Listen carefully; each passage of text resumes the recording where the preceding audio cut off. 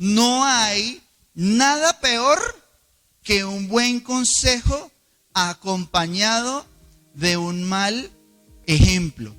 Es lo peor que puede suceder.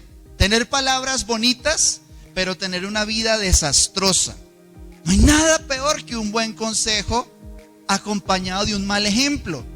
Porque inmediatamente tú das una palabra, tú dices algo, tú das un consejo, recomiendas algo, y la persona que te escucha rechaza inmediatamente porque sabe, yo sé que eso que está diciendo es muy bonito, pero es pura carreta.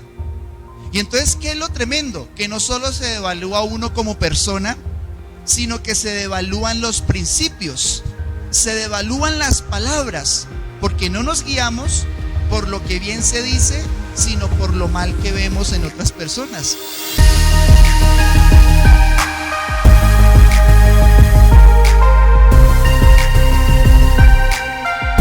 Realmente, muchas veces ver en otras personas un mal testimonio, percibir una manera de vivir equivocada, a veces lastima nuestra fe.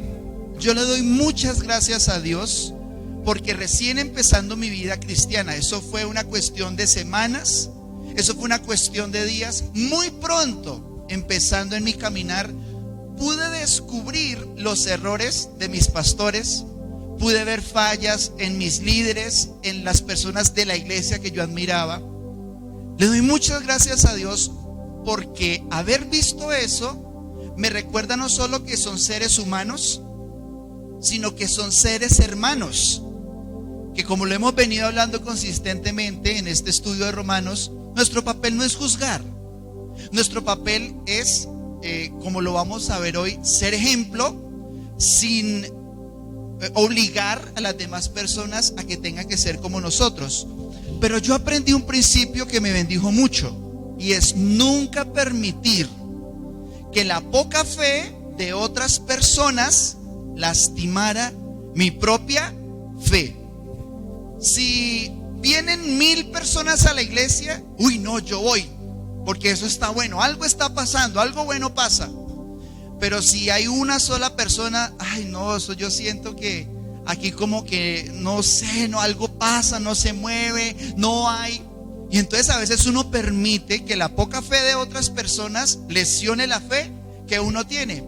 No, que tal pastor cayó, eso todos son hipócritas. Que la hermanita que más hacía, que la hermana que más decía no volvió a la iglesia, que este yo no sé qué y que este sí sé más. Pero si usted es una persona consistente en la fe para Dios, usted no necesita que su ánimo provenga de lo que hacen los demás, sino de lo que ya hizo Jesús, de lo que ya hizo el Señor. Y yo les quiero decir, mis hermanos, basándonos en esto que hemos introducido, nunca usted permita que la poca fe de otra persona lesione su fe. Si usted algún día, a mí como pastor, me ve volver atrás o escucha de mí improperios o cosas que no son coherentes o que sencillamente no van o que no son, usted tiene un llamado de parte de Dios a avanzar, a seguir, a caminar para Dios y en Dios, sin mirar atrás, sin que la poca fe, aún de sus líderes, aún de sus pastores, lastime su propia fe. ¿Amén? ¿Sí o no?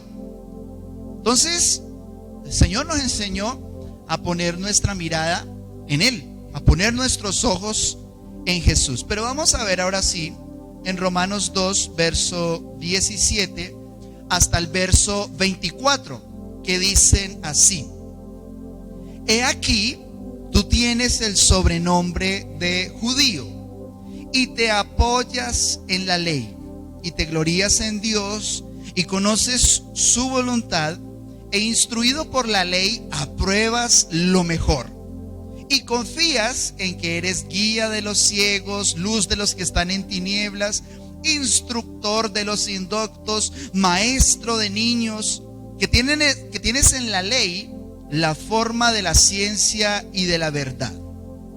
Tú pues, que enseñas a otro, ¿no te enseñas a ti mismo? Mira esa pregunta tan interesante, ¿no?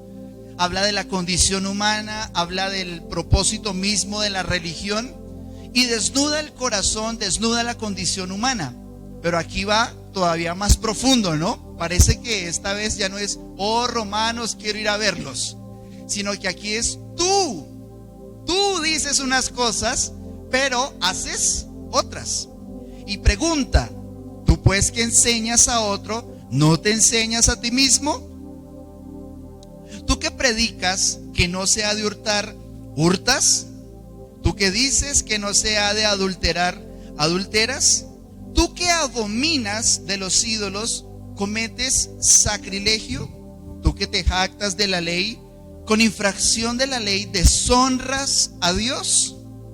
Porque como está escrito, el nombre de Dios es blasfemado entre los gentiles por causa de ustedes. Entonces, aquí vemos unas preguntas muy incisivas, muy claves, y una actitud que busca desenmascarar la idea de las apariencias, de la hipocresía, que busca contravertir ese vicio tan desagradable que hay en los seres humanos de siempre querer aparentar que somos mejores de lo que realmente somos. Pero la verdad es que todos predicamos mejor de lo que vivimos. Uno tiene que ser muy consciente, muy coherente con lo que es, pero el alma se resiste a ser transparente.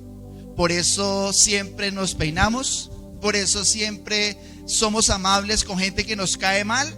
Le decimos a nuestros hijos cómo deben portarse, qué deben hacer y qué no deben hacer. Pero ¿qué hacemos nosotros? Muchas veces, en el instante que estamos dando un consejo, una palabra, una enseñanza, reconocemos o recordamos que nosotros muchas veces hemos ido en contravía de eso. Y la verdad es que hay que tener un grado de humildad mínimo para reconocer que todos predicamos mejor de los que vivimos. Pero vamos a ver ahora sí, Romanos 2:17 en la traducción en lenguaje actual dice: algunos de ustedes dicen con orgullo que son judíos. Se sienten muy seguros porque tienen la ley. Ese término es importante. ¿La ley de quién? La ley de Moisés. Y están orgullosos de su Dios. Miren que 2 veces la palabra orgullo aparece allí. La traducción en lenguaje actual es una versión contextual, es decir, que siempre lleva a la lectura en el sentido original que tuvo la persona que lo escribió, que como entendemos es el apóstol Pablo. Entonces, se sienten seguros, se sienten orgullosos de su ley y de su Dios. Es como desafiante. ¿Usted se siente seguro? Pues le voy a mostrar otra cosa. Dice en la Biblia la palabra, lo ponen como pregunta y dice: ¿y qué decir de ti? Alardeas. Así es el pensamiento religioso. Siempre le gusta alardear, porque se siente superior moralmente, porque los demás no hacen lo que el religioso hace.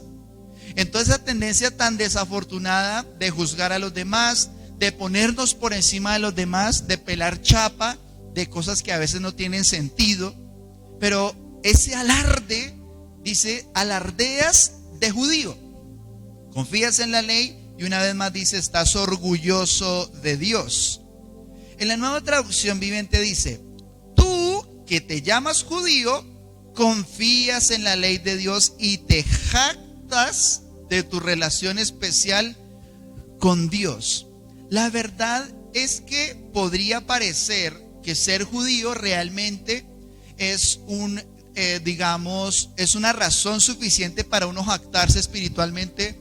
Y de hecho, hoy por hoy, uno habla con un judío y ellos como nación históricamente tienen muy claro que son el pueblo escogido por Dios. Por eso siempre utilizan emblemas, siempre utilizan señales visuales, auditivas de su superioridad. Entonces se ponen unas mantas grandes, entonces se ponen unos sombreros vistosos, se hacen unos peinados, Pero eso no es muy distinto de muchas personas que son muy religiosas. Y a veces uno quiere presentar con apariencias lo que realmente carece, falta en el interior. Es como los soldados, ¿se acuerdan los militares?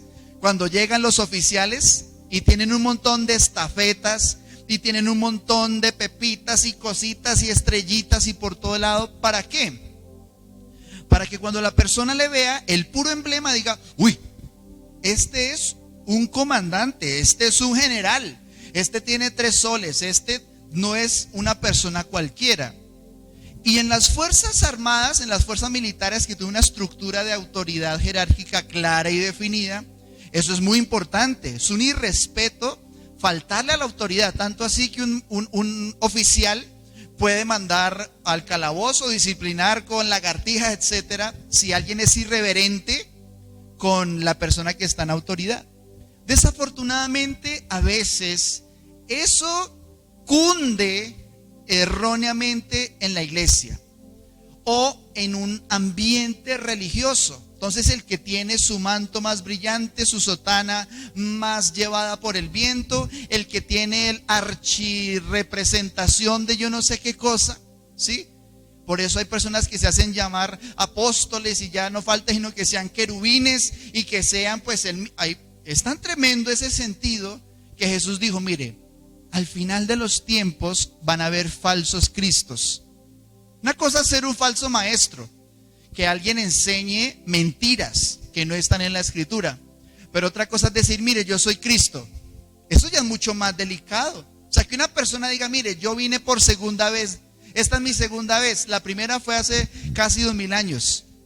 Pero ¿por qué sucede eso? ¿Por qué cantamos más duro para que piensen que somos más espirituales? ¿Por qué nos vestimos más pudorosamente para que los demás vean que somos más santos? ¿Por qué profetizamos duro para que sepan que yo sí estoy en el Espíritu? ¿Por qué siempre damos testimonios de todas las horas que me la paso orando, de dónde fui a evangelizar hasta el último rincón del mundo? ¿Por qué?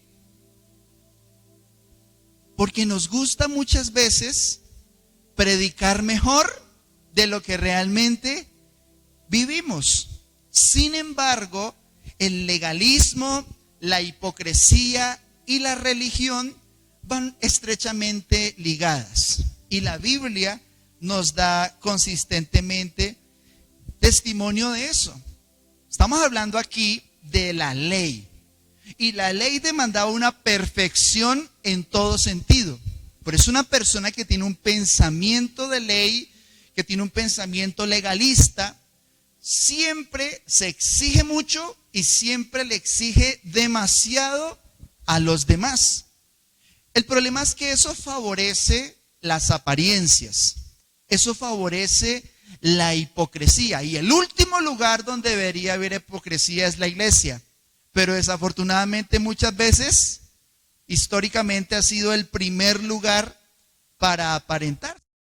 ¿Será que ese es el plan de Dios?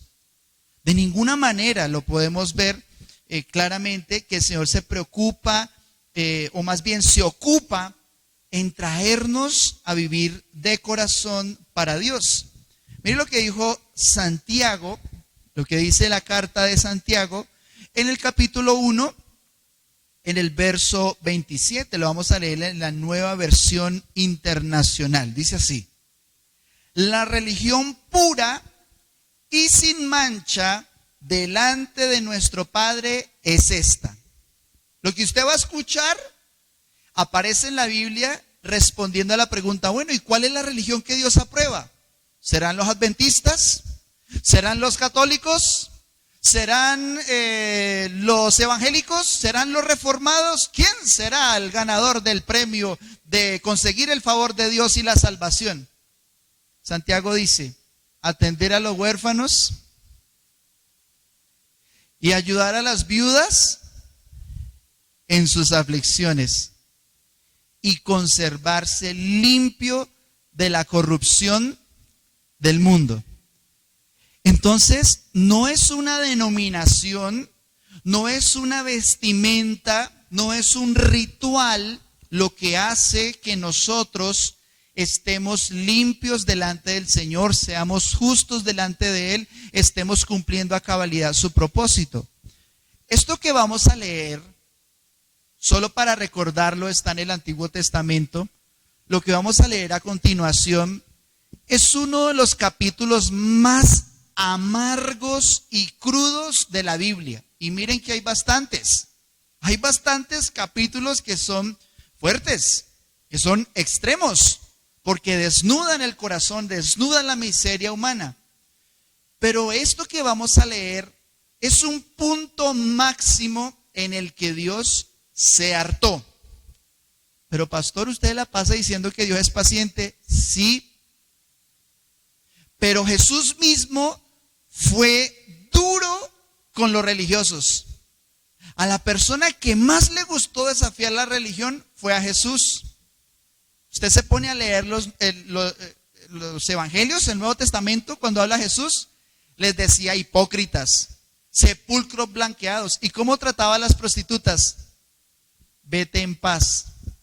¿Cómo trataba a los ladrones? De cierto te digo que hoy estarás conmigo en el paraíso. El Señor tiene más problema con los hipócritas que con los pecadores. ¿Sabe por qué? Porque el pecado inmediatamente le lleva a usted a decir, la verdad es que yo no tengo opción delante de Dios. Entonces el Señor dice, bienvenido a la paz de mi gracia, de un perdón que nunca vas a merecer. Pero el religioso, el fariseo, el hipócrita, tiende a pensar, yo hago esto, yo hice esto, yo haré esto, todos los días hago esto. Y eso tiene un orgullo, un tufillo tan desagradable que el Señor dijo, ustedes son como sepulcros blanqueados. ¿Cómo es un sepulcro? Usted va de paseo a un cementerio y ve todas las lápidas bonitas, pulidas, de mármol. Pero ¿qué hay por dentro?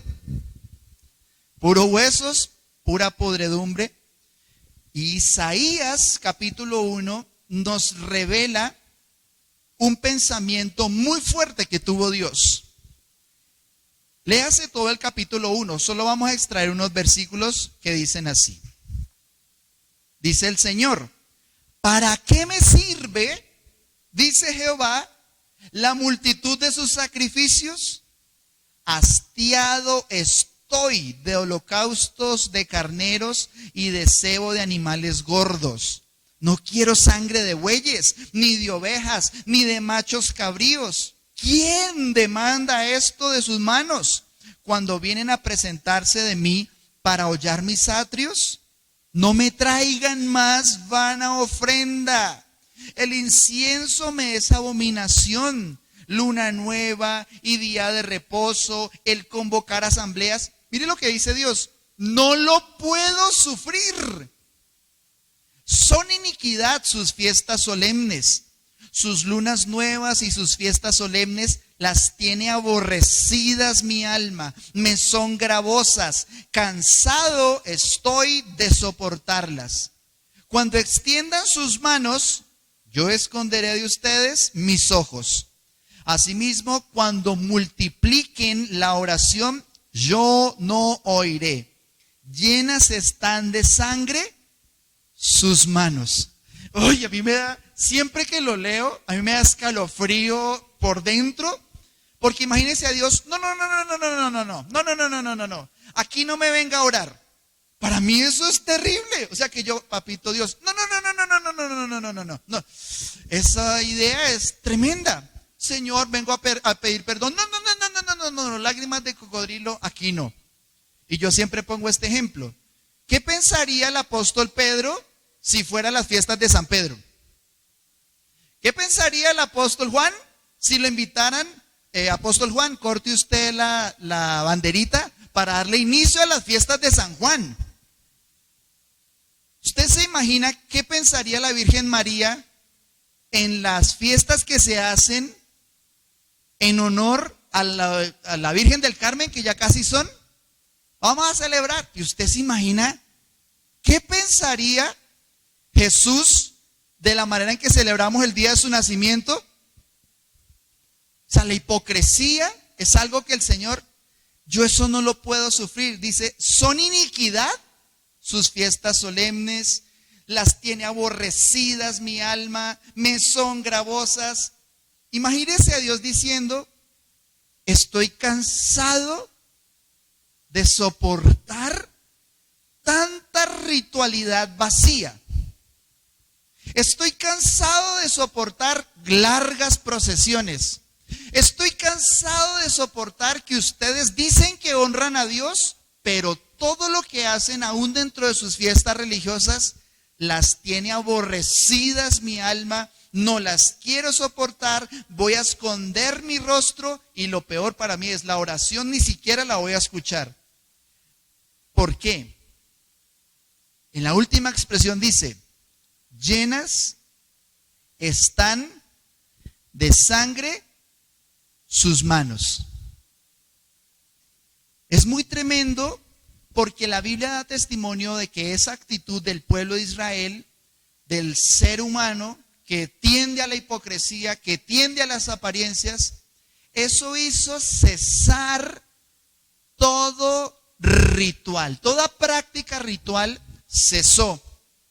La única manera de hallar favor ante el Señor era el sacrificio de los corderitos, ¿se acuerdan? ¿Se acuerdan que hablamos de eso? La única manera en que el pecado era perdonado en la antigüedad, antes de Cristo, era cuando el corderito era sacrificado. Entonces Dios se cansó y por eso Jesús no es el cordero de los hombres. He aquí el cordero de Dios. Porque el cordero que tenía que ser sacrificado tenía que ser sin mancha, no podía tener ni una patica chueca ni una oreja más larga que la otra. Tenía que ser un cordero perfecto, blanco, limpio, resplandeciente, bien alimentadito. Por eso Jesús es el Cordero de Dios, porque su sacrificio sí fue perfecto. De otra manera, no hubiera resucitado.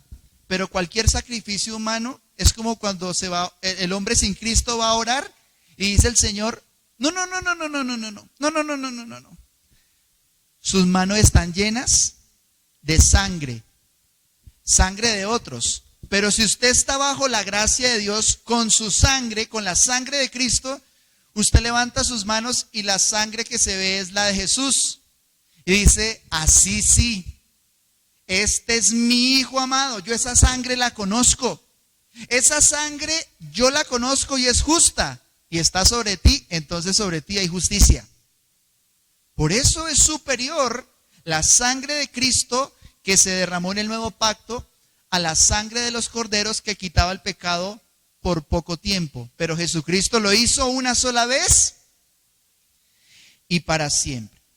El problema con este pasaje que estamos estudiando hoy es que empieza por una excelente autopercepción. Ese es el problema real que nos revela este pasaje.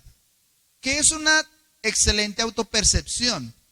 ¿Ustedes han visto a alguien que se cree muy pinta? ¿Ustedes conocieron a alguien que tiene una visión de sí misma como que no hay nadie más pinta, nadie más bonito, nadie más bonita? ¿Sí? O les pasa como un amigo en el barrio, ¿sí? Que le decían churrasco. Que él se creía un churro, pero no me pidan que complete, porque igual pues es imagen y semejanza del Señor, ¿no? Y algo debe tener. Pero la autopercepción puede hacer que uno se vea a sí mismo como realmente no es. Y es bueno tener a veces un choque, una sobredosis de realidad. Que te digan, mira, la verdad es que no eres tan bueno como piensas. Eso lo deja uno por el piso. Mira, la verdad es que no hace las cosas tan bien, sobre todo cuando uno ve a alguien mejor que uno. Y no se preocupe, usted siempre va a tener gente mejor que usted en algo y peor que usted en algo. Eso no es extraño. Pero lo bueno es cuando eso desnuda tu corazón y te das cuenta que la autopercepción que tienes, que los golpecitos en la espalda que tú mismo te das, que tú misma te das, realmente esconden un vacío. Usted se cree la mejor mamá del mundo. Usted se cree el mejor pastor del mundo. Usted se cree la mejor cantante del mundo. Usted se cree el mejor misionero del universo. hasta que encuentra que aquí a su ladito ya había alguien que lo deja quedar a usted en ridículo, porque realmente nosotros tendemos a tener una excelente autopercepción. Mi jefe es lo peor, yo soy lo mejor. Mis estudiantes son lo peor, yo soy lo mejor. Mi profesor no sabe nada, yo sí sé. Yo debería ser el profesor. Pero, ¿cómo vemos esa autopercepción desnudada allí en Romanos? Mire lo que dice. Yo extraje en esta imagen algunas de las cosas o las cosas que menciona que se jacta que la persona a quien Pablo le está hablando, que es a los judíos, tienden a pensar de sí mismos. Primero, tú piensas que eres judío solo porque hay un linaje. Te apoyas en la ley, te glorías en Dios, conoces su voluntad, estás convencido de que eres instruido por la ley, estás convencido de que en todo apruebas lo mejor, confías en que eres guía, en que eres luz, en que eres instructor, maestro de niños, que tú tienes la ley, la forma de la ciencia y la verdad. Encima de todo eres tan bueno que enseñas, eres tan excelente que predicas, abominas de los ídolos, te jactas de la ley. Uno escucha esto y uno dice, no, pero mejor dicho, fírmeme la Biblia, pues. Fírmeme la Biblia porque ya después de usted no hay nadie. Pero esa autopercepción que al judío o al legalista o al religioso o al que tiene mentalidad de ley parece que le cubre, realmente revela a la luz de la verdad de Dios una terrible realidad. Una excelente autopercepción, pero una terrible realidad. Porque primero que todo, no te enseñas a ti mismo. Te predica muy bien para afuera, pero para adentro, nada, cero. Dice además, hurtas. O sea, no solamente dices que no hurtes, que no hurten las demás personas, sino que tú hurtas. Ustedes tienen que perdonar, tienen que amar a sus enemigos. Pero dice, adulteras, cometes sacrilegio, deshonras a Dios con infracciones de la ley. Y lo más delicado de todo, que por las faltas morales de grandes predicadores se levantan grandes blasfemias. Por eso, entre más alto Dios pone a una persona, más grande es el desafío a vivir humildemente, con una excelencia moral suficiente, porque si usted es levantado, ocurre el efecto de la lupa. Si usted es levantado, más de cerquita, más detalladamente, las personas van a seguir su desempeño. Uno es una persona irrelevante y las fallas de uno son irrelevantes hasta que está en autoridad, hasta que ocupa una posición o hasta que Dios lo levanta. El rey David nos demostró que entre más autoridad se tiene, entre más gracia y favor, el desafío moral es superior. Porque la falla del rey hizo que miles en el pueblo padecieran una cantidad de desgracias. Pero mis hermanos, resumiendo esto que hoy estamos estudiando, quiero llegar al corazón de lo que es parte del consejo de Dios, digamos, encerrados en estos versículos que hoy estamos estudiando. Y es, en primer lugar, entender qué es la mentalidad de ley. La mentalidad de ley es una disposición que hay en el corazón, que hay en la mente, a hacer todas las cosas únicamente porque están escritas. A exigirse tan profundo y tan fuerte solamente porque se supone que es la manera en que debe hacerse. De hecho, Jesús en el Apocalipsis demostró que hay personas que hacen muchas cosas supuestamente para Jesús, pero que carecen de corazón, que parecen de fundamento, porque no se hacen guiados por el amor. El Señor a una de las iglesias les dijo: mira, tú trabajas de día y de noche, haces una cantidad de cosas, y le dice Jesús: pero tengo contra ti que has dejado tu primer amor. Entonces, una persona con mentalidad de ley va a la iglesia sin faltar a nada, porque hay de mí donde yo no vaya un día. Hay de mí donde yo no haga esto. Hay de mí donde yo no diga esto. Y es bueno hacer. Es bueno decir. Gloria a Dios por los que dicen, por los que hacen, por los que se esfuerzan para Dios. Pero mis hermanos, para Dios es tan importante el corazón que el Señor le dijo: mira, arrepiéntete y vuelve a hacer las cosas que hacías antes. Es decir, cuando lo hacías por amor. Es tan tremendo que en 1 Corintios capítulo 13 la Escritura enseña que si tú tienes el conocimiento, que si tú tienes la fe, que si tú incluso das de tus cosas para alimentar a los pobres, para ayudar a los necesitados, o que si tú desde el corazón dices: a mí que me quemen por causa de Jesús.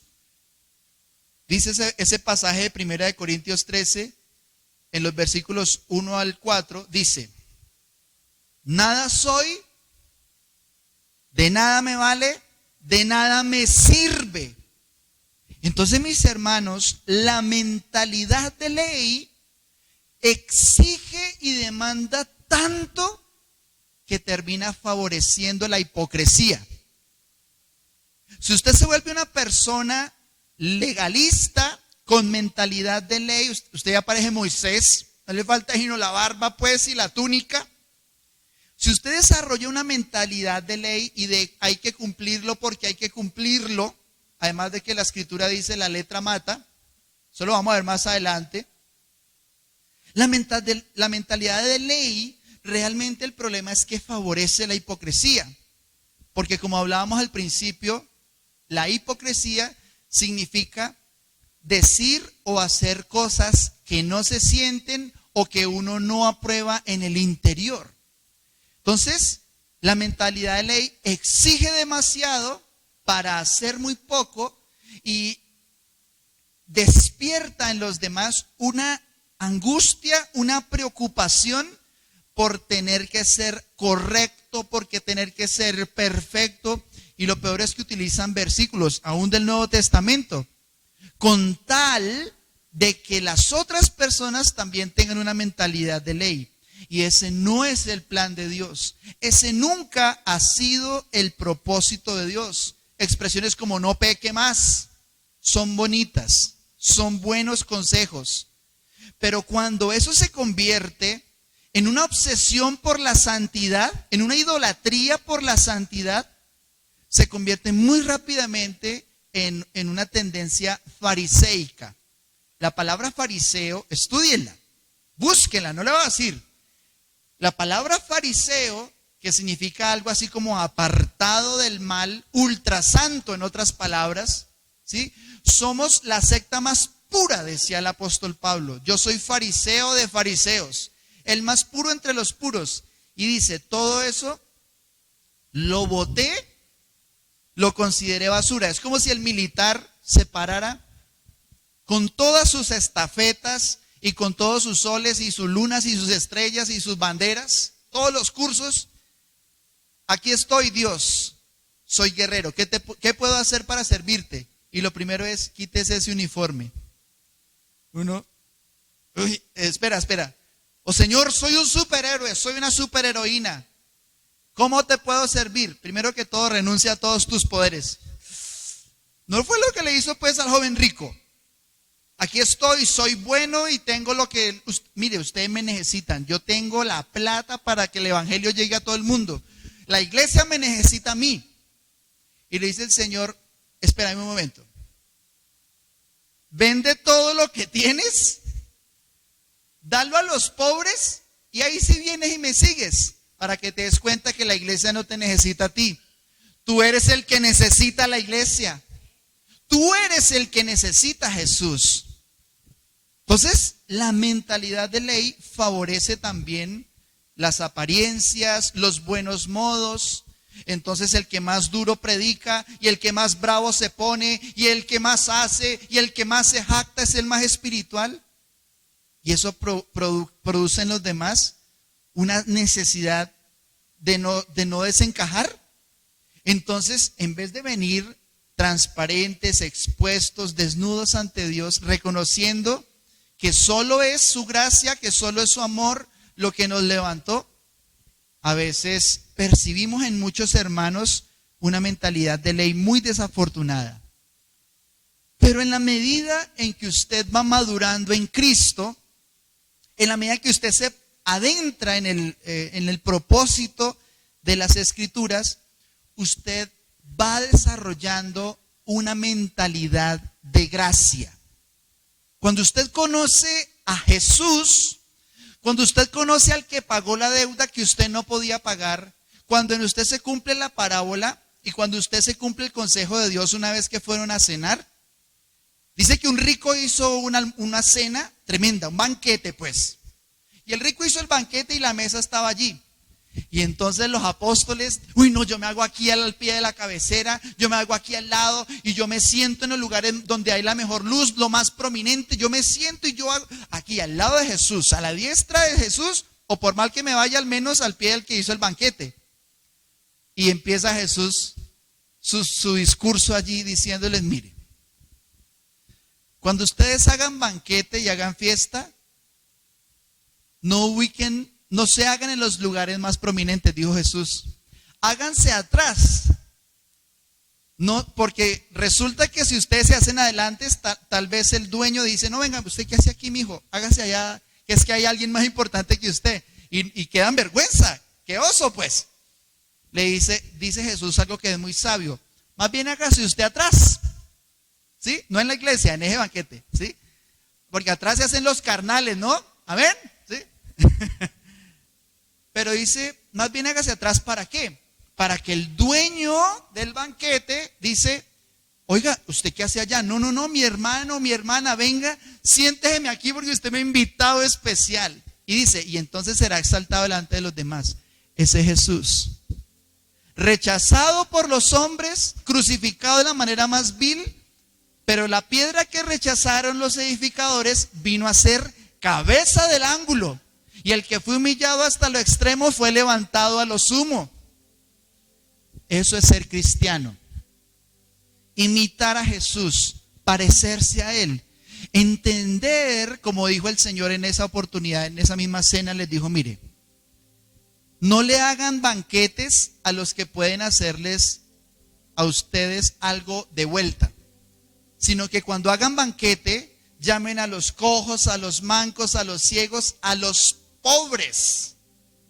¿Por qué? Porque así ellos no van a poder entregarles nada a la de vuelta. También dijo por allá Santiago, mire, ustedes no traten mejor a los más ricos de la iglesia. Dice Santiago, si viene un hermano con finas ropas y con anillos costosos y ustedes le dicen, hermano, siéntese aquí, hágase aquí, y a los pobres los mira con desprecio, dijo Santiago, dijo, ustedes así están deshonrando a Dios. Entonces, la mentalidad de gracia tiene que ver con reconocer que realmente para mí era imposible y que Él lo hizo posible. Y como dice la Escritura, lo que recibieron de gracia, denlo de gracia. Por eso era necesario que el que predicó el evangelio fuera un gran pecador, el apóstol Pablo. Un tipo que era asesino, por Dios santo. Un tipo que si alguien tenía mentalidad de ley, era él. Pero conoció a Cristo, se estrelló con el amor, se estrelló con la verdad. Y se dio cuenta de que todo su orgullo y su vanidad humana realmente era nada. los grandes logros, los talentos, todo lo que había alcanzado era absolutamente nada. ¿Cómo pagará uno su propia salvación?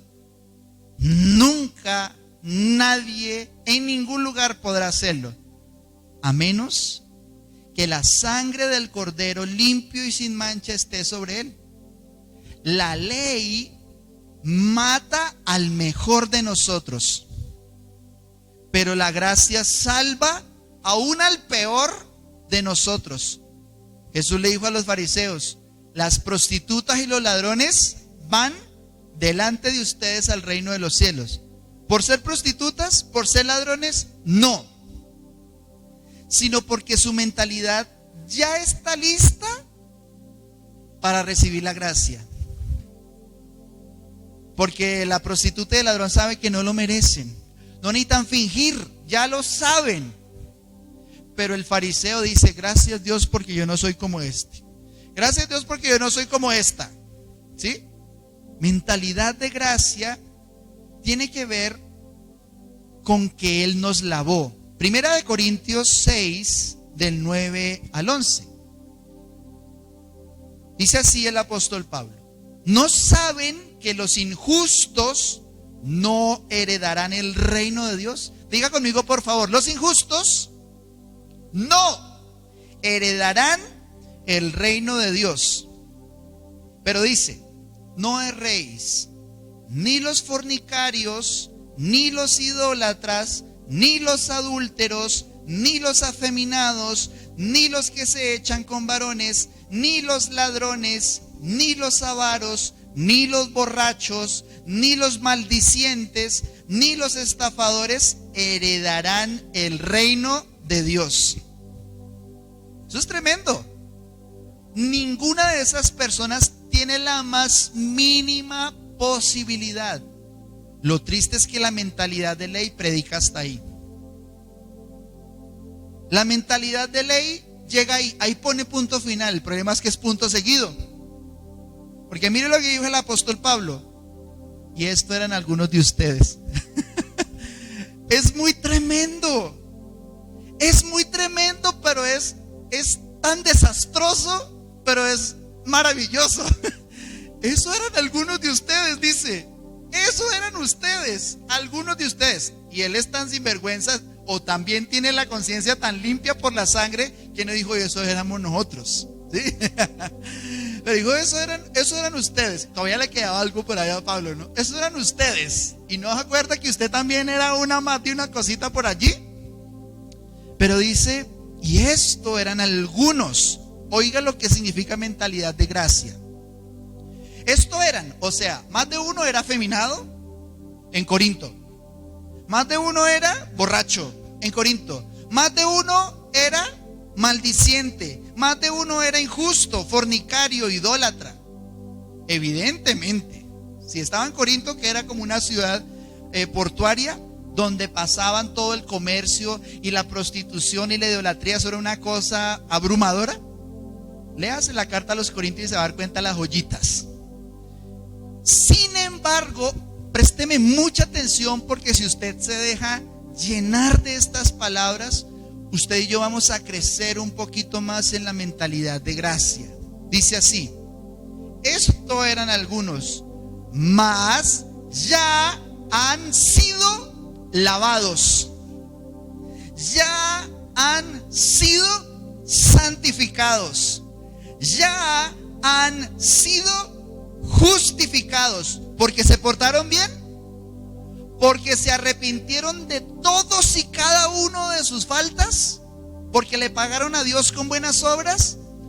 No, un no gigantesco, sino que fueron lavados, santificados, justificados en el nombre del Señor Jesús y por el Espíritu de nuestro Dios. En el mismo pasaje bíblico está toda la mentalidad de ley y está toda la mentalidad de gracia. Use bien la palabra de Dios, use bien las escrituras.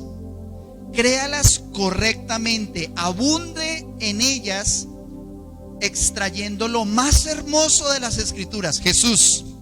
Quítele a Jesús a este pasaje y ¿qué queda? Afeminados, borrachos, maldicientes y todos por fuera del reino de los cielos. Quítele a Jesús a ese pasaje y ¿qué queda? Quítelo. Lo bueno es que usted no puede quitárselo. Eso es lo bueno. Porque la mentalidad de ley diría: no, quítenme a ese Jesús. Yo sigo predicando contra los avaros, contra los borrachos. Listo, hágale. Pero la ley produce ira. Hágale. Pero la ley trae maldición en sí misma. Ya lo vimos hace 8 días. Y este libro de Romanos abunda en eso y profundiza. Pero ya fuimos lavados. Ya fuimos santificados. Ya fuimos justificados en el nombre del Señor Jesús. Entonces, ¿para quién viviremos? ¿Para Jesús? ¿Qué haremos? Agradecer al Señor, adorar al Señor. Sé ejemplo. Que tu vida sea tan dulce, que esté tan llena de favor para con Dios y para con los hombres, que la gente quiera seguirte, que la gente quiera aprender de ti. Y los primeros, por supuesto, son tus hijos, son tus familiares. Sé ejemplo quiere decir que no nos predicamos a nosotros mismos. No decimos: mírenme, sean como yo. No, sino que tratamos de vivir tan coherentes que sea evidente que lo que se habla y lo que se dice es en transparencia, es con sencillez, con humildad, en amor. Yo le propuse matrimonio a mi esposa en un museo, no solo porque estudié artes, sino porque cuando le propuse matrimonio le dije: mi amor, yo quiero que nuestra vida, que nuestro matrimonio sea eso, sea como una obra de arte, que la gente quiera ir y ver y decir: ay, tan bonita esa obra, venga y mira esto. A mí me gustaría pintar así. No que la gente diga: uy, no, ¿qué es esa vaina? Yo no entiendo eso, yo no veo esa vaina toda rara, yo ese cuadro no lo compraría. No, sino que con solo ser se pueda predicar. Entonces, no somos el objeto de la predicación, pero sí somos llamados a ser ejemplo. Dice así 1 Timoteo 4:12: ninguno tenga en poco tu juventud, sino sé ejemplo de los creyentes en palabra. Qué rico que empezó por la palabra. Sea ejemplo en conocimiento de la palabra, pero también de conducta, amor, espíritu, fe y pureza. 1 Corintios 11:1 es el equilibrio perfecto. Dice: sean imitadores de mí, dice el apóstol Pablo. O sea, imítenme a mí, pero dice: así como yo de Cristo. Recuerda que Jesús es realmente el único ejemplo y el perfecto ejemplo entre palabras y conducta. El que dijo: ama a tus enemigos, adivine a quiénes amó. Pablo era fariseo y después lo puso como el gran predicador de la gracia de Dios.